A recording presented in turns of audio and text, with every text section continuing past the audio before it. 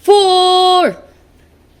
Yan ang maririnig sa bawat palo ng Kaugnay Troopers na dumalo sa isinagawang monthly fun golf ng 7th Infantry Kaugnay Division na ginanap sa Fort Magsaysay Golf Course kamakailan. Pinangunahan ang nasabing fun golf ni Major General Andrew D. Costello, commander ng 7ID, na siya ring nagwagi bilang overall champion 10 ng kanyang grupo. 6 na grupo ang nagtunggali sa nasabing fun golf kasama ng team nila Commander 7ID.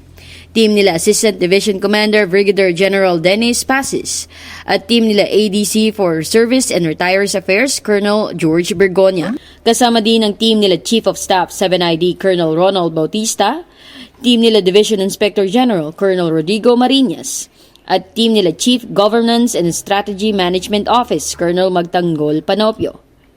Iba't ibang special award din ang ibinigay sa mga grupo kasama ang Stroke Accumulator Award, Most Valuable Putter Award, Pin Seeker Award, at Fairers Hit Award.